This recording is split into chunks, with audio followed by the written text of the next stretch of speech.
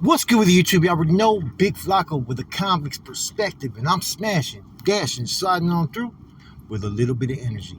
Please hit the like, subscribe, comment, do all those things to help support this channel, and hit that bell notification for future viral content. As you can see, I've been discussing a lot of incidents that have been happening to feds, right? So let's talk about what's going around in the state around the same time.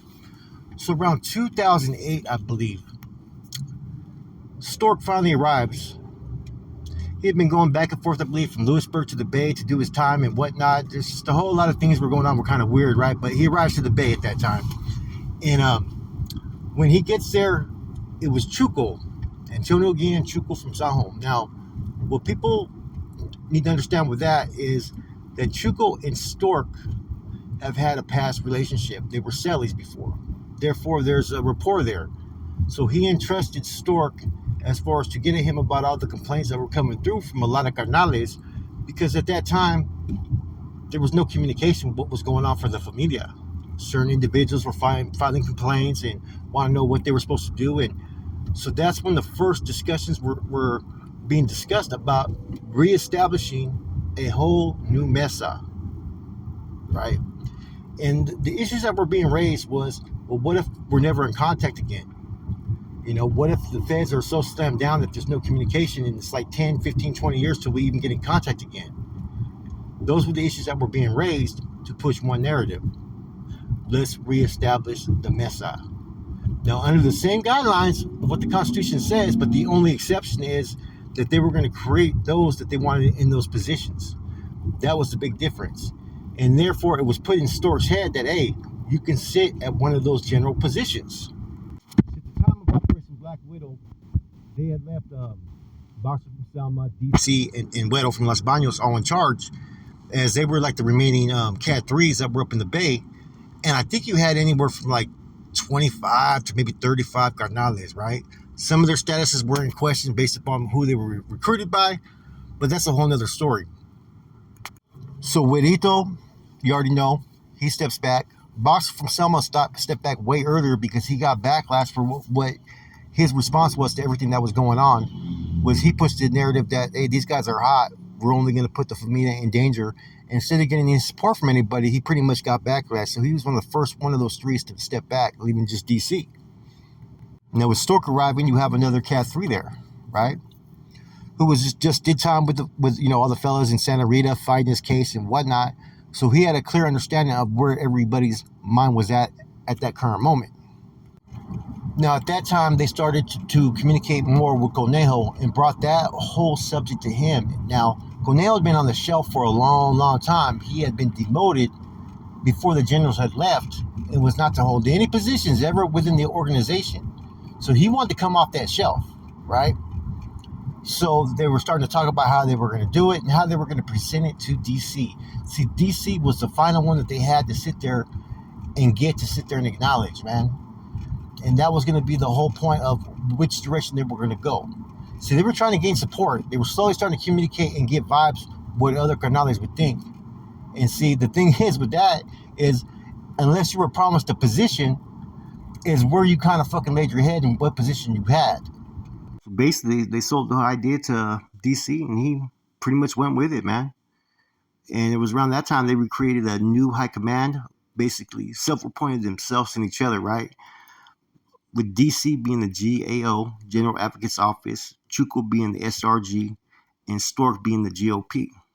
And basically, you need about a 3/4 majority vote when it comes to making any changes or revisions to the Constitution, right? You only had two individuals right there that had any voting power, which was DC and Stork. Okay? Now, all this happened in the short corridor, D1 through D4.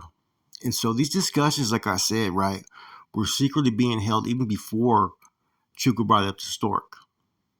You know, Chuco already had the support of people like Sammy Luna, Turtle, Puppet, and a few other people because, it was something that was in the process of being, built up. But it was a matter of time before they decided to pull the trigger. In DC and Stork, right, even though they've been longtime members, right, they were not recognized as far as like other captains and whatnot. And I think DC and Stork liked the idea that they could sit at the throne at that time. Now, while they're over there playing paper tag, trying to figure out who's going to play what position, right? In their dreams, you had people like, Skip and, Happy, Bird, all these cardinals that were going through a lot of different stuff, as well as the Norteños, to establish things in the feds, right? Just to be pretty much brushed to the side. They started out sending out filters to the streets talking about that the fellas in the feds had no authority over anything on the streets or whatnot, but they were to take care of things in the feds. And that Pelican Bay was now headquarters, which it always was before, right? But Pelican Bay was the designated headquarters for everybody that was in the state. To me, as an outsider, when you look at it, right, look at all the people that were holding the intercouncil positions, right? They pretty much safeguard and protect one individual, right? And then you got Conejo, who the fall guy is.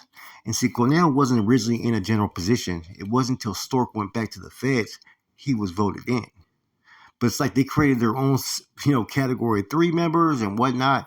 There was people who were way more qualified with time and grade that were getting bypassed for other individuals to hold certain ranks. Why? It's all about protection, getting the support that you need. It was all politics being played on a higher level.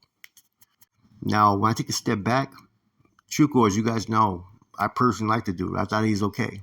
You know what I'm saying? I respected him and his intelligence. In this situation, he used his intelligence to basically fucking infiltrate and take over La Familia, basically. He was the one that started throwing out the ideas from the get-go. And people pretty much fucking seen the bait and they took it. And then he played the situation to a T, man. Think about it. He's the one that brought up all these fucking things about, okay, let's reestablish the chain of command and whatnot, right? Now you got Cornell, who's basically going to be the fucking fall guy. But like I said, I'm going to be going into more about Cornell. But pretty much everything in the state, right, that has to do with any carnals, right, being removed or hit or even killed, he has a fucking piece of that. He's part of that. Now, there's not one situation he's not involved in. And that's what got him demoted from the get-go the first time.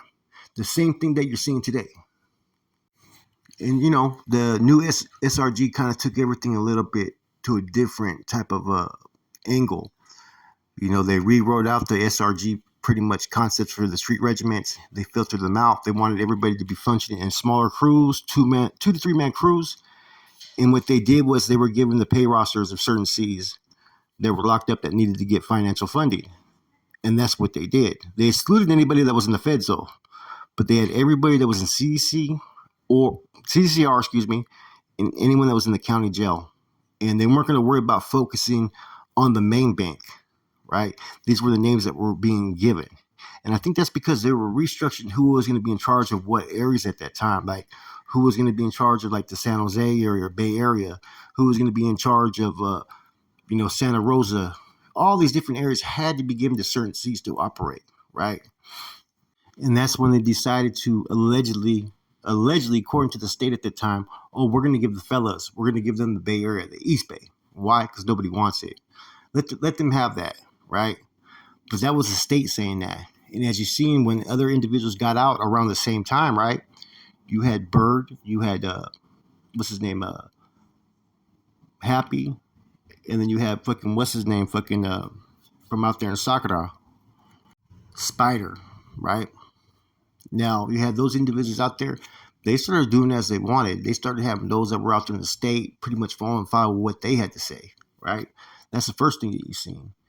And they were starting to give directives that those that were holding these positions in the state, like Chuco and all that, right, that they were holding positions as far as they weren't technically holding that position, but they were acting in those positions and resuming those roles while they were in the Bay, but that they had to make contact with headquarters at that time, which was Corny and Pinky and all that. But by then, you had all these C's in the state, right, that were benefiting off this, right? They seen the power that they were fucking yielding. They seen the money that was coming in, and they had foresight for other goals that they were going to put into play later on, right? This is like 2009, 2010. But the official date of when the fellas up there started to actually acknowledge that they had the chain of a command or chain of authority roles were in Pelican Bay was probably around 2009, 2010, I believe. And that's when fucking the filters went out of who was in control. You see, in all those positions, right, were kind of thrown out there as far as temporary positions, right, titles and whatnot.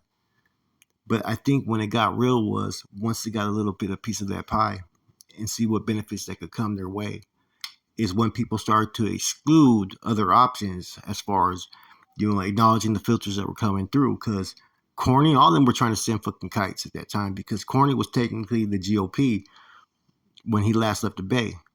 So, of course, he's going to reach out and figure out what's going on, right? And instead of them acknowledging that, there was a lot of fucking people just trying to avoid it or trying to act like they didn't get those kites. The same thing that happened with a lot of NR members when all the NR changes. It's the same thing that with Chuco and Conejo and, DC did. They kind of avoided any type of contact. And the thing is DC really can't read or write anyway, so I was wondering who was doing the communication for him. And how much did he know what was really going on under his nose? Was he really abreast of all this? Or was they just telling them things that they wanted him to hear? People want to know exactly what happened. Well, this is exactly what happened, but it was staged and planned for a minute. They didn't just come up with the idea in one day. They all had to play their positions to get there and to trust each other, because it's kind of hard, like I said, in prison to have a pact with individuals, not knowing if they're going to live up to it. And I think at that time that these were all discussions that slowly had to be ironed out. But they were ironed out for one purpose. Taking care of the familia meant that they could take care of themselves. Anyways, people have asked me, well, how did they just establish a whole new Mesa? This is exactly how they fucking did it. Hey, I want to be a general. Hey, I want to be a general. Okay. Exactly like that. And nobody really could sit there and challenge him because, like I said, there was only 3 Cat 3s left after Operation Black Widow. A lot of seasoned Cat 2s had already fucking either fell off or moved on or even moved out of state or out the country. And so you get a whole different type of caliber of individuals that were carnales. It was easy for them to do because those that were left over were all together on their sides. With that said, this Flocko from ACP. I'm gone.